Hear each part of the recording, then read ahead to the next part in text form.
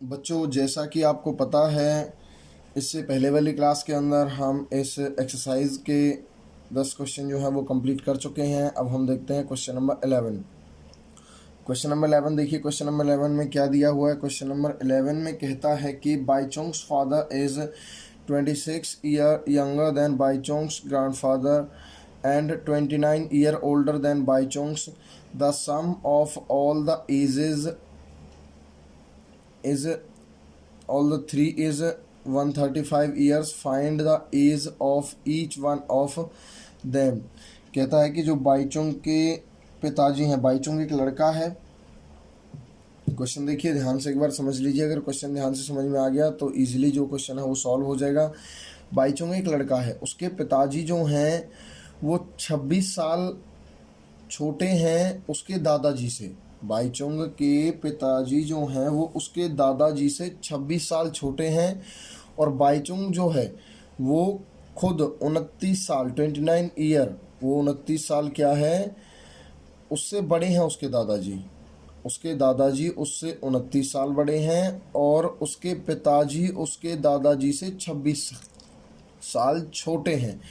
यदि इन तीनों की एज को प्लस किया जाता है तो वी विल गेट 135 ईयर।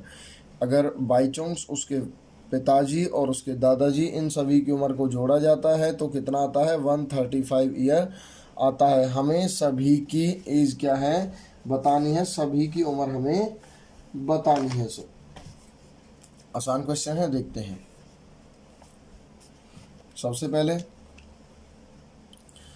जैसा कि हमने अब तक क्वेश्चंस किए थे कि जो भी हमसे क्वेश्चन के अंदर पूछा जाता है हम उसको क्या करते हैं, मान लेते हैं। तो देखिए यहाँ पर तीनों की एज हमसे पूछी गई है, बाईचोंग की, बाईचोंग के फादर की, बाईचोंग के ग्रैंडफादर की, दादाजी की, खुद बाईचोंग की और उसके पिताजी की। तो देखिए यहाँ पर हमें फादर के बारे में थोड़ा बताया हुआ है, ग्रैंडफादर के बारे में थोड़ा बहुत बताया हुआ है, लेकिन बाईचोंग की एज के बारे में हमें कुछ भी नहीं बताया हुआ। तो जो बाईचोंग की एज है उसको हम क्या करते हैं, मान लेते हैं। Let the age of Bhaichung, let the age of Bhaichung, age of Bhaichung, Bhaichung की जो उम्र है हमें नहीं दी हुई है तो हम उसको क्या करते हैं, मान लेते हैं। It will be x years. अब हम बात करते हैं बाईचोंग के पिताजी के बारे में। देखिए हमें पता है कि जो बाईचोंग है वो 29 ईयर ओल्डर है। बाईचोंग जो है वो 29 ईयर ओल्डर है किससे, सॉरी, जो बाईचोंग है वो ओल्डर नहीं है, बाईचोंग के फादर ओल्डर हैं। बाईचोंग के फादर ओल्डर हैं 29 ईयर। देखिए जैसे कि हमें क्वेश्चन में दिया हुआ था कि बाईचोंग के पिताजी जो है वो 26 साल तो छोटे हैं अपने पिताजी से, यानी कि उसके दादाजी से, और 29 साल 29 ईयर ओल्डर जो हैं वो बाईचोंग से बड़े हैं। बाईचोंग से 29 साल बड़े हैं। जैसे मान लीजिए आपकी एज अभी 10 ईयर और आपके फादर आपसे 30 ईयर ग्रेटर हैं, तो आपकी एज टोटल कितनी हो जाएगी, 40 ईयर हो जाएगी। तो वैसे ही हम क्या करेंगे, हम बाईचोंग की एज में जितने उससे वो बड़े हैं उसको क्या कर देंगे, प्लस कर देंगे, तो हमें जो बाईचोंग की एज है वो मिल जाएगी। तो सबसे पहले राइट करते हैं, let the age of, let the age of Bhaichung's grandfather, Bhaichung's father, sorry father, Bhaichung के जो पिताजी हैं, बाईचोंग के पिताजी की उम्र देखिए कितनी आ जाएगी। बाईचोंग तो हैं एक्स ईयर के और उनके पिताजी उनसे 29 ईयर ओल्डर हैं, 29 साल बड़े हैं, तो प्लस में क्या आ जाएगा 29। तो ये हमें एज मिल जाती है यहाँ पर किसकी, बाईचोंग्स के पिताजी की। अब हम बात करते हैं बाईचोंग्स के दादाजी के। द एज ऑफ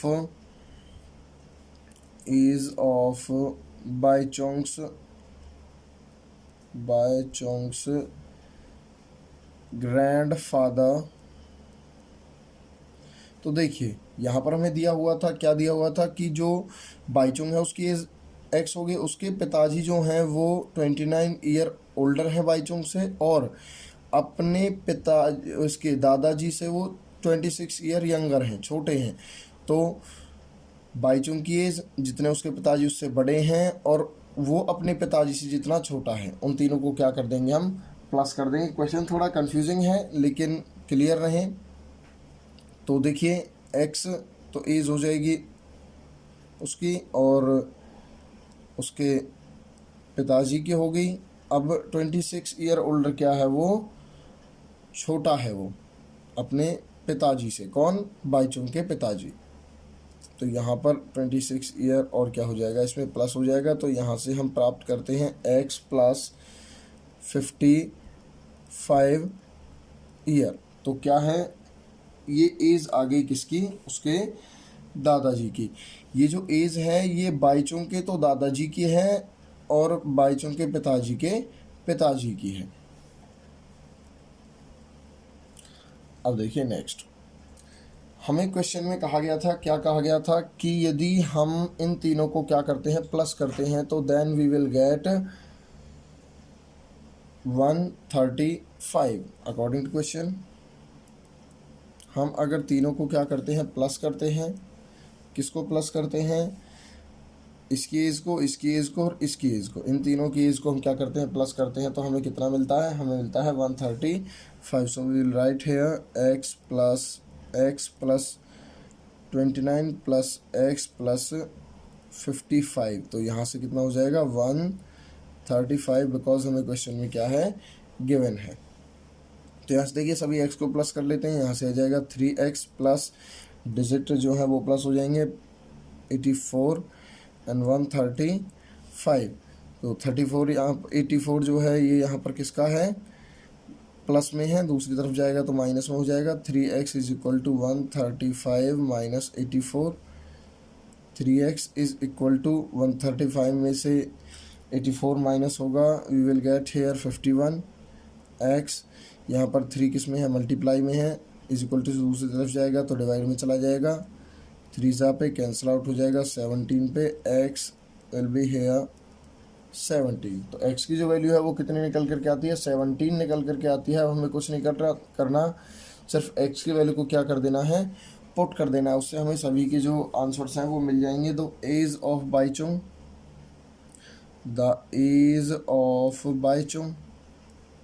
बाईचुंग की जो उम्र है वो हो जाएगी, x हमने मानी हुई थी और x कितने के बराबर आ गया, 17 के। तो इसकी तो हो गई 17 ईयर। देन हम आगे बात करते हैं उसके पिताजी जो थे वो उससे 29 ईयर क्या थे, ओल्ड थे। तो इसमें हम 29 क्या कर देंगे, प्लस कर देंगे। The age of Bhaichung's father,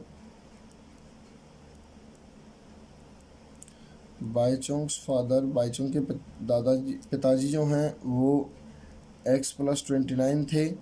ये हो जाएगा 17 प्लस 29, दोनों को प्लस करने पर हमें यहाँ पर मिलता है 46 ईयर। ये एज आ जाती है उसके पिताजी की। अब उसके दादाजी की एज हम निकाल देते हैं। The age of बाईचुंग्स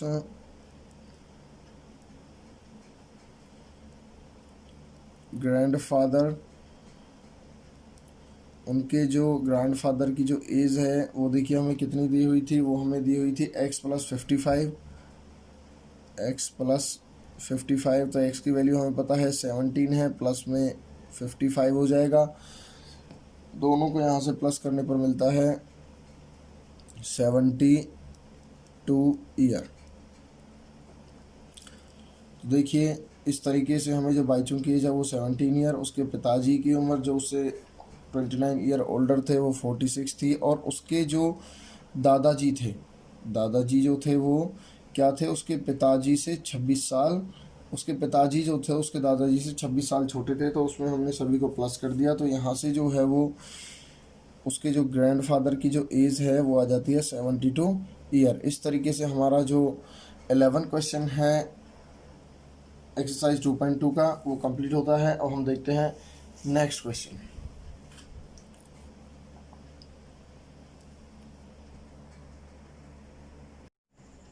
question number 12 में दिया हुआ है 15 year from now Ravi age will be 4 times his present age, find the Ravi's present age। तो देखिए जो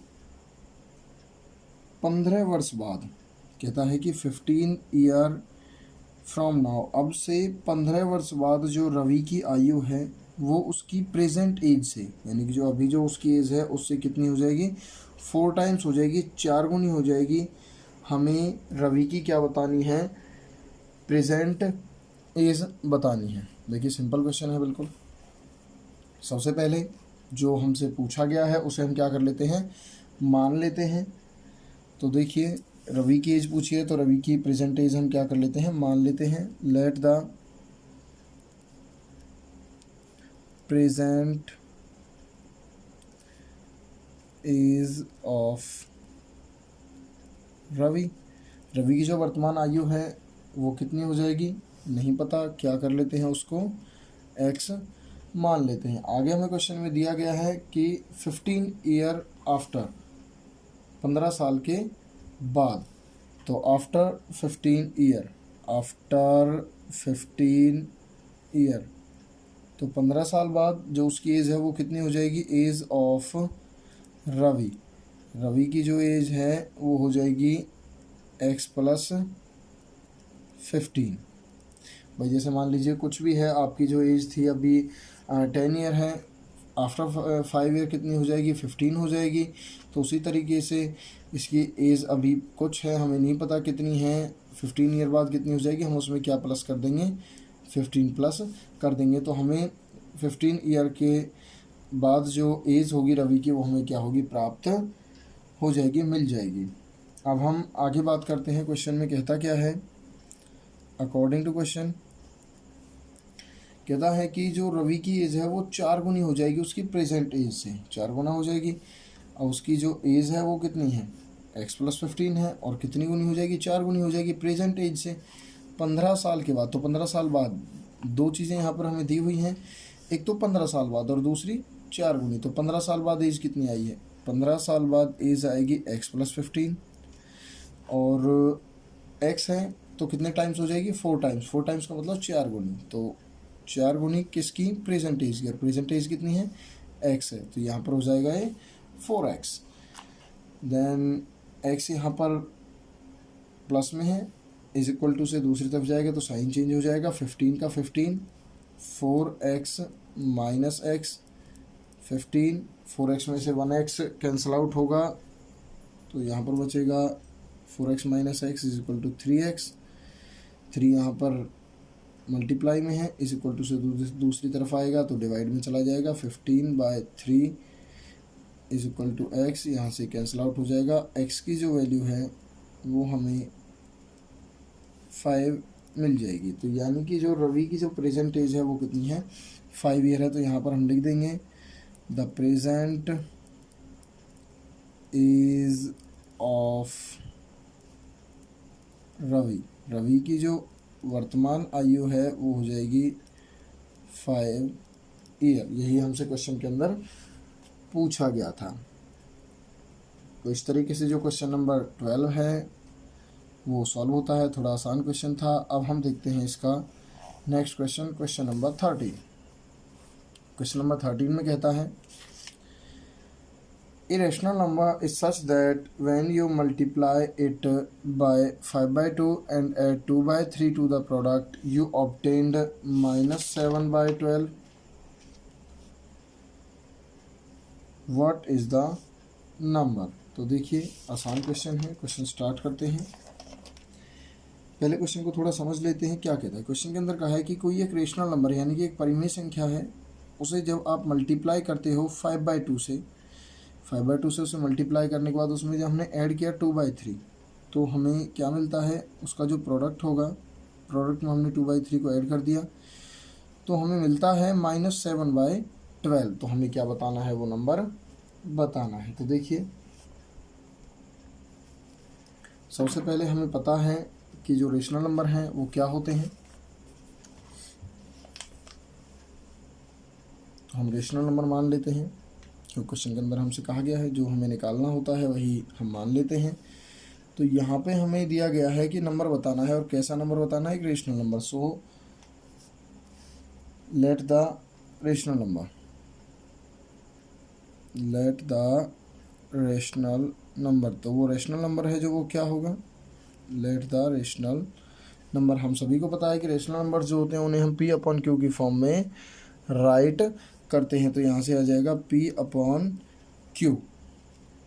देन हमें क्वेश्चन में क्या कहा गया है उसके हिसाब से हम क्वेश्चन को सॉल्व कर लेते हैं। क्वेश्चन में कहा गया था कि इस नंबर की हम पी बाई क्यू की अगर हम मल्टीप्लाई करेंगे 5/2 से और उसमें ऐड कर देंगे 2/3, देन वी गेट -7/12। तो पी बाई क्यू में हम मल्टीप्लाई करते हैं, पी बाई क्यू में हम मल्टीप्लाई करेंगे 5/2, देन हम उसमें ऐड करेंगे 2/3, देन वी विल गेट -7/12। तो जैसा हमसे क्वेश्चन के अंदर कहा गया था उसी तरीके से हमने क्वेश्चन को लिख दिया है। अब हम क्वेश्चन को आगे सॉल्व करते, देखिए आपके दिमाग में अब तक आ गया होगा। आगे हम क्या करेंगे, यहाँ पर दिया हुआ है 2/3, ये किस में है, प्लस में है, दूसरी तरफ जाएगा तो किस में हो जाएगा, माइनस में हो जाएगा। तो यहाँ से हम लिखते हैं पी बाई क्यू इंटू में 5/2 इज इक्वल टू -7/12 -2/3। तो यहाँ से हम क्वेश्चन को सॉल्व करते हैं। देखिए पी बाई क्यू का पी बाई क्यू ही रहेगा, इंटू में 5/2 इज इक्वल टू, यहाँ से देखिए अब ये एलसीएम इनका हम ले लेते हैं। 12 और 3 का एलसीएम कितना आएगा, 12 आएगा। 12 से 12 कैंसिल आउट होता है -7, देन -3 से जाएगा 12 4 पे, 4 की 2 से मल्टीप्लाई, 4 2 ज़ा 8। तो यहाँ से हमें ये प्राप्त होता है। नेक्स्ट है पी अपॉन में क्यू इंटू में 5/2 इज इक्वल टू, देखिए माइनस माइनस प्लस होते हैं लेकिन हम साइन किसका यूज़ करते हैं, माइनस का यूज़ करते हैं। तो यहाँ पे आ जाएगा -15/12।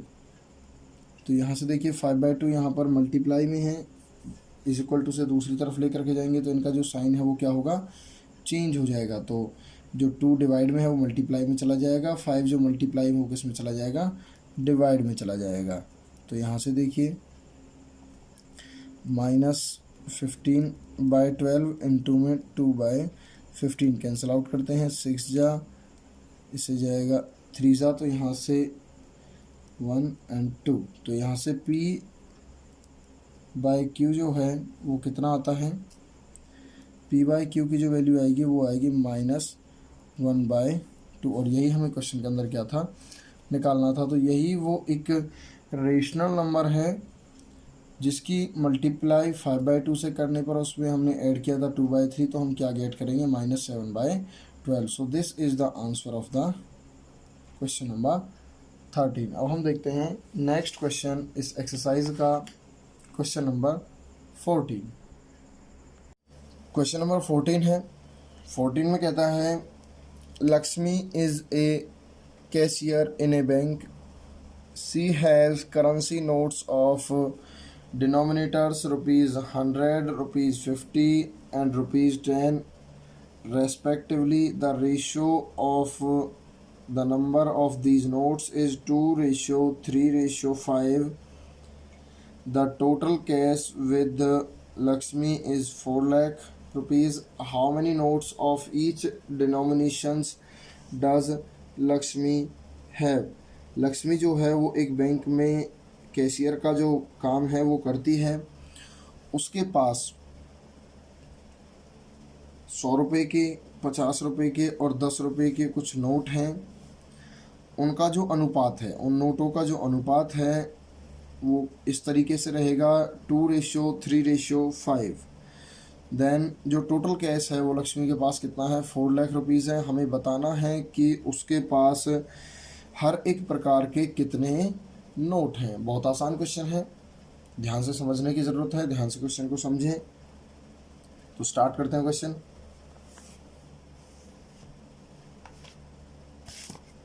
सबसे पहले देखिए जो हमें निकालना होता है उसे हम क्या करते हैं, मान लेते हैं। तो हमें क्या निकालना है क्वेश्चन में, देखिए हमने क्वेश्चन को पढ़ा, क्वेश्चन के अंदर हमें पता चला कि हमें निकालना है 100 रुपये के, 50 रुपये के और 10 रुपये के नोट बताने हैं कि कितने हैं। तो सबसे पहले मान लेते हैं लेट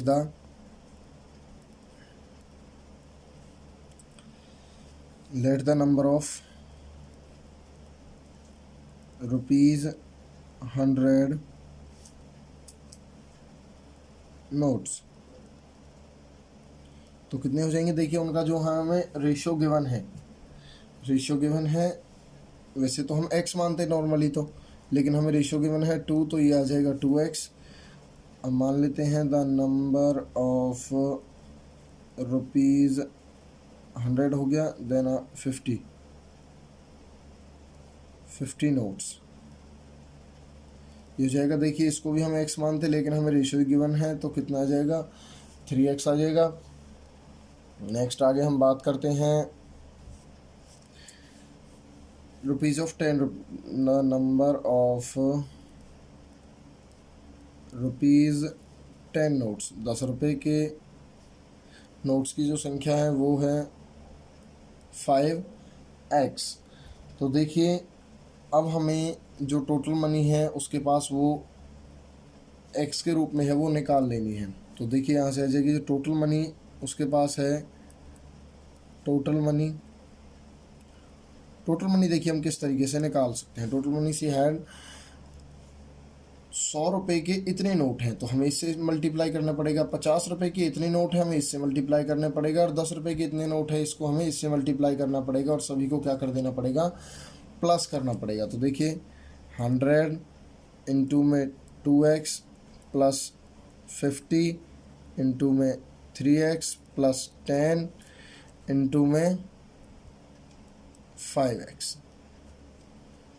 तो यहाँ से कर देते हैं इसको, देखिए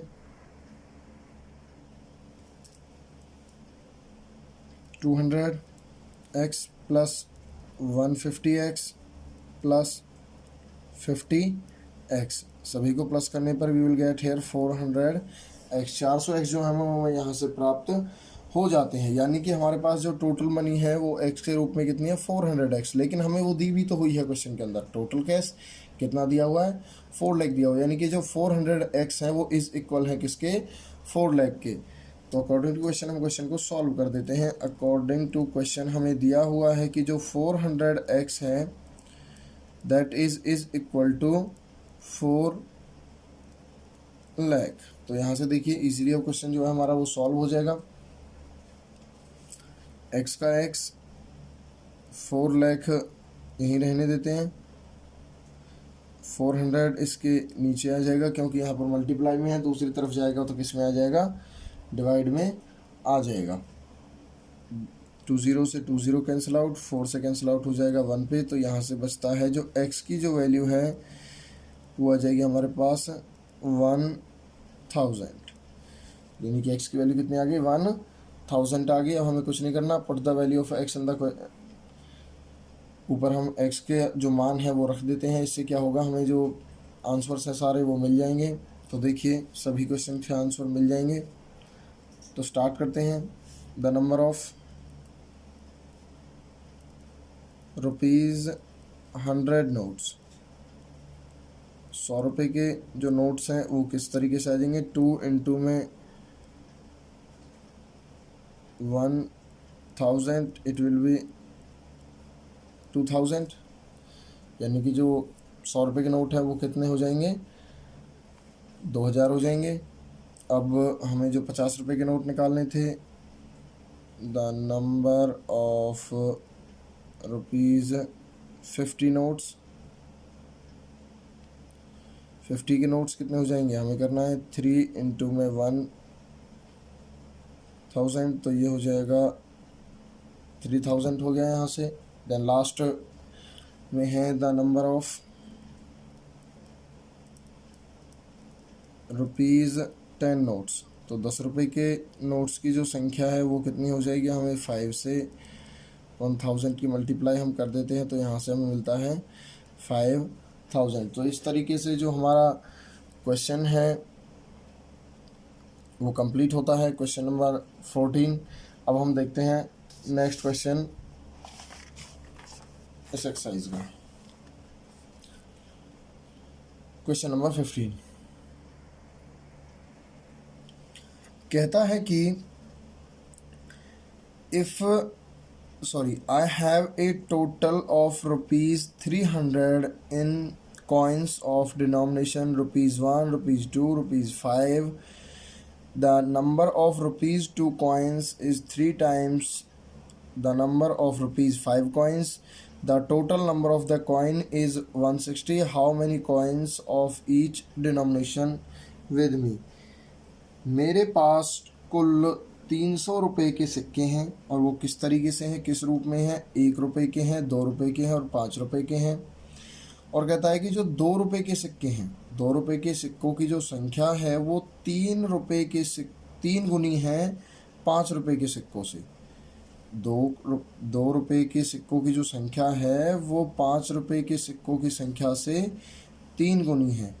अब जो टोटल सिक्के हैं वो है 160। अब मुझे बताना है कि कितने जो सिक्कों की जो सिक्के मेरे पास हैं वो कितने कितने हैं, हर एक के सिक्के कितने कितने हैं। तो देखिए सबसे पहले क्वेश्चन में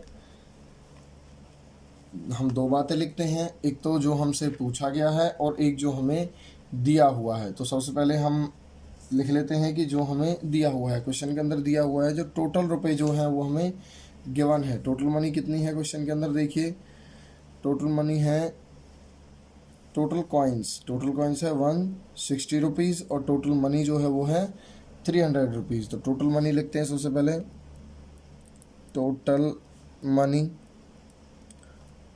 मनी आ जाएगी रुपये 300 और टोटल जो कॉइन है, टोटल कॉइन्स कितने हैं, टोटल कॉइन्स हैं 160 कॉइन है टोटल।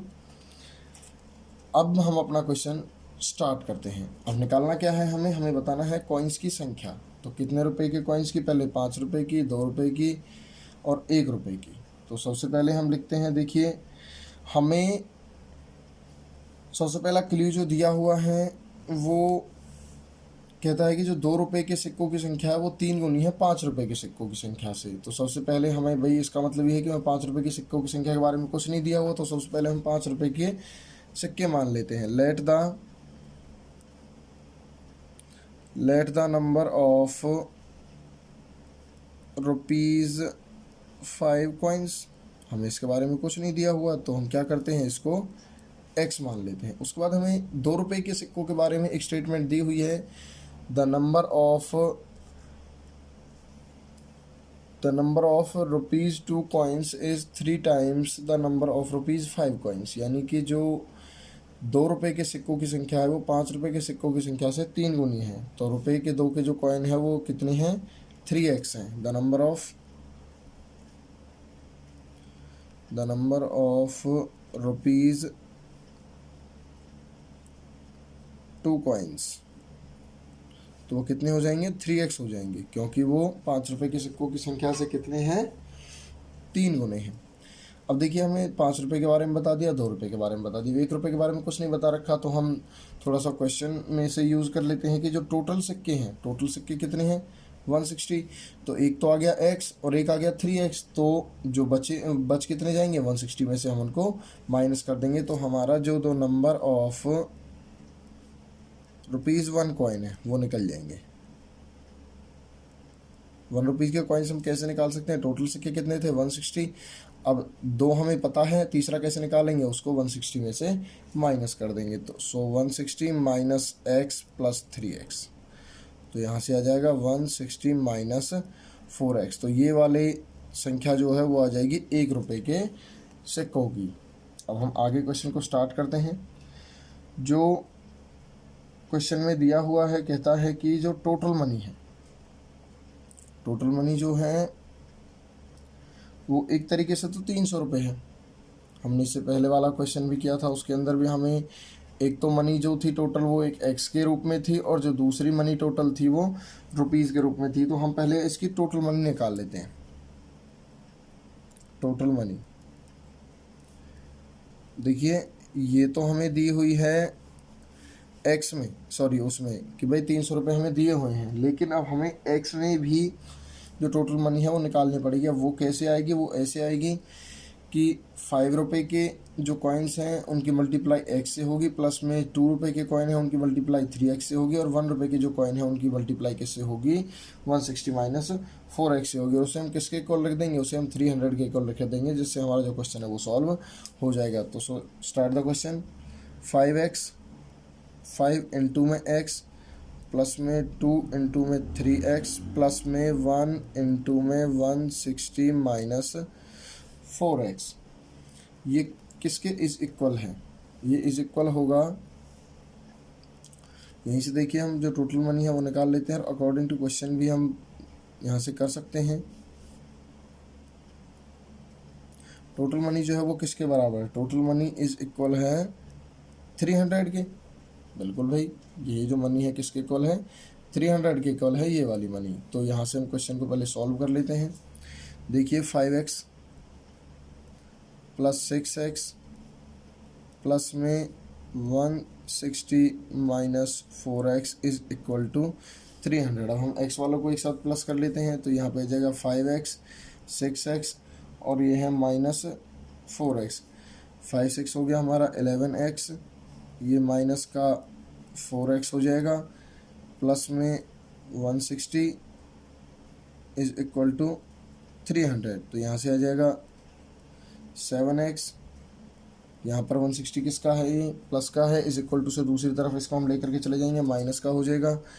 तो 300 माइनस में 160, 7x, 300 में से 160 माइनस होगा तो यहाँ पर बचता है 140, x यहाँ रह जाएगा, तो इस ये मल्टीप्लाई में है, दूसरी तरफ जा करके डिवाइड में चला जाएगा, 7 से कैंसिल आउट हो जाएगा, 7 2 14, और x की जो वैल्यू है वो हमें यहाँ से कितनी मिल जाती है, 20 मिल जाती है। तो हम कुछ नहीं करना, हमें x की वैल्यू जो है वो पुट कर देनी है।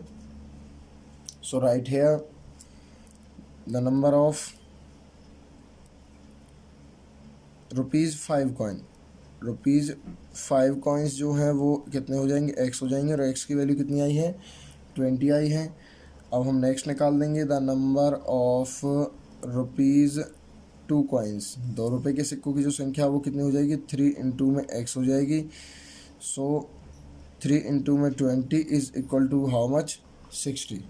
अब हम इसका थर्ड पार्ट जो इस क्वेश्चन का हमसे पूछा हुआ है, द नंबर ऑफ ₹1 कॉइन, 1 रुपये के सिक्कों की जो संख्या है वो निकल करके आ जाएगी।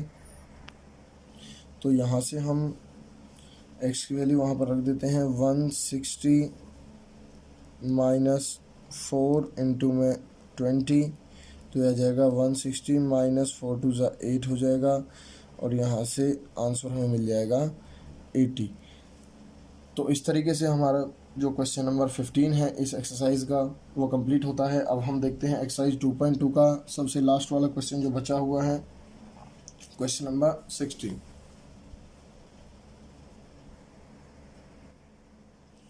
क्वेश्चन नंबर 16 में कहता है, द ऑर्गेनाइजर ऑफ एन ऐसे competition decide that each winner in the competition get a prize of ₹100 and each participant who does not win gets a prize of ₹25. The total prize money distributed is 3,000. How many numbers of winners are in competition if the total number of the participant is 63? सबसे पहले हमें जो निकालना है, question के अंदर निकालना क्या है, हमें विनर्स की क्या बतानी है, संख्या बतानी है कि उस कंपटीशन के अंदर कितने विनर हुए हैं। कोई एक ऐसे का जो कंपटीशन है वो चला हुआ है, और जो उसके ऑर्गेनाइज़र हैं उन्होंने यह फैसला लिया है कि हर एक विनर को जो जीतेगा उसे वो 100 रुपये देंगे, और जो जीता नहीं है, जिसने केवल भाग लिया है, उसको हम 25 रुपये देंगे, और जो टोटल जो पैसा है जो बढ़ चुका है वो बढ़ चुका है 3,000 रुपीज़, और जो कुल भाग लेने वाले लोग थे वो थे 63। अब हमें बताना है कि जो कितने जो लोग हैं वो उन्होंने जो प्रतियोगिता जीती है, जीतने वाले लोगों की हमें क्या बतानी है, संख्या बतानी है। तो फर्स्ट ऑफ ऑल जो हमसे पूछा गया है उसको हम मान लेते हैं, let the number of winners, let the number of winners तो नहीं पता हमको, हम उनको क्या कर लेते हैं, मान लेते हैं। उनको हमने क्या मान लिया, x हम उनको मान लेते हैं। देन अब ऐसे लोग जिन्होंने हिस्सा लिया था जीते नहीं थे, और उनका पता भी हम लगा सकते हैं। टोटल कितने थे 63 से, उनमें से जीते कितने, x जीते हैं, तो ना जीतने वालों का पता हम लगा सकते हैं। So number of participant who does not win, number of participant who does not win, जो नहीं जीते हैं। टोटल थे 63, उनमें से जीतने वाले माइनस हो जाएंगे, तो ना जीतने वालों की संख्या जो है वो निकल जाएगी। अब हम बात करते हैं कि पैसा जो है वो टोटल कितना बांटा गया है विनर्स के अंदर। तो एक जीतने वाले को दिए जा रहे थे 100 रुपये, एक जीतने वाले को दिए जा रहे थे 100 रुपये, और विनर की संख्या कितनी है, x है। तो टोटल प्राइस कितना हो जाएगा जो डिस्ट्रीब्यूट हुआ है विनर्स के अंदर। So the prize money distributed in winners, winners के अंदर जो पैसा जो बांटा गया है, भाई देखिए सीधी सी बात है, एक बच्चे को 100 रुपये दिए जा रहे हैं और जीतने वालों की संख्या कितनी है, x है। तो हम इससे इसकी मल्टीप्लाई कर देंगे, तो हमें जो प्राइस मनी जो डिस्ट्रीब्यूट हुई है वो पता चल जाएगी। अब हमें वो पैसा पता करना है जो मिला है ना जीतने वाले लोगों को। ना जीतने वाले लोगों को कितना पैसा मिला है, तो देखिए सबसे पहले जो उनकी संख्या कितनी है वो है 63 माइनस x, और एक को कितने मिले हैं 25 रुपीज़। तो इसके हम किससे मल्टीप्लाई कर देंगे, 25 रुपीज़ से माइनस कर मल्टीप्लाई कर देंगे, तो हमें ना जीतने वालों का भी पैसा कितना मिला है वो पता चल जाएगा। तो द प्राइज मनी डिस्ट्रीब्यूटेड बांट दी जाती है इन,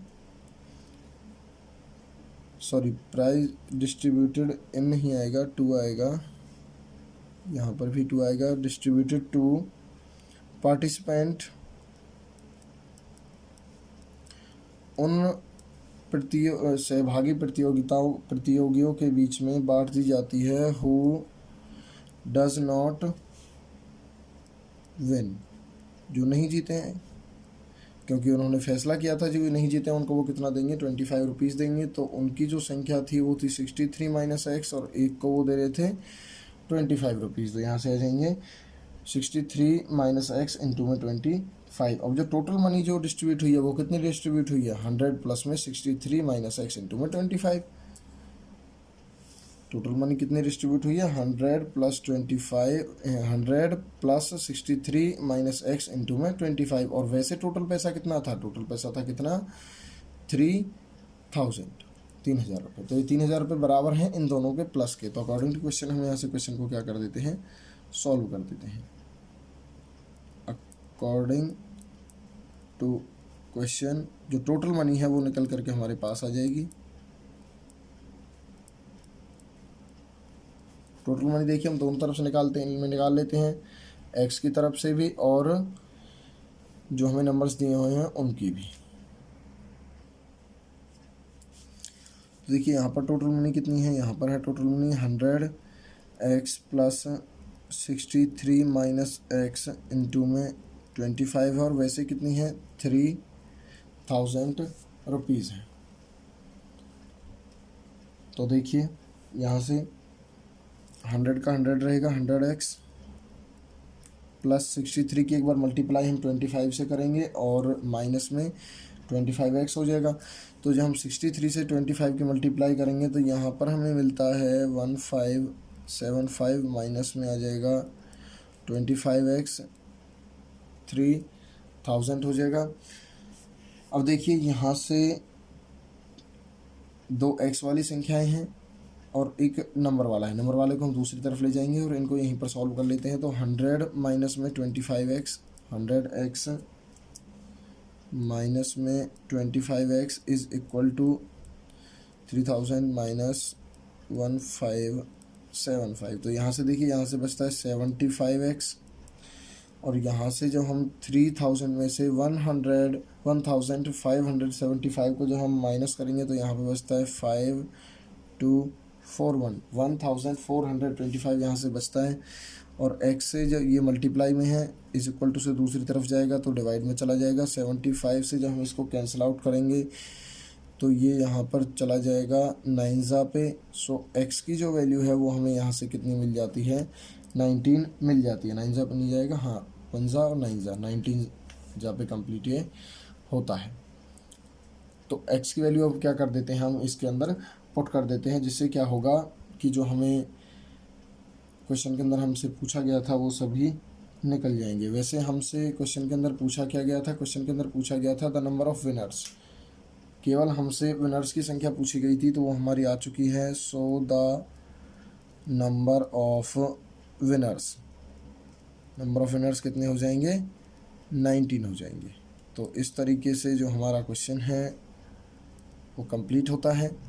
अगर मान लीजिए इसके अंदर आपसे और भी कुछ पूछा जाता, जैसे कि उन पार्टिसिपेंट्स की संख्या पूछी जाती कि जो विनर नहीं है, तो हम क्या करते, 63 में से 19 को क्या कर देते, माइनस कर देते। लेकिन हमसे केवल इतना ही पूछा है। तो बच्चों यहाँ पर जो हमारा एक्सरसाइज है, हमारी एक्सरसाइज 2.2 जो है वो कंप्लीट होती है। सभी क्वेश्चंस को अच्छे से समझें, अच्छे से सभी क्वेश्चंस को करें। Thank you.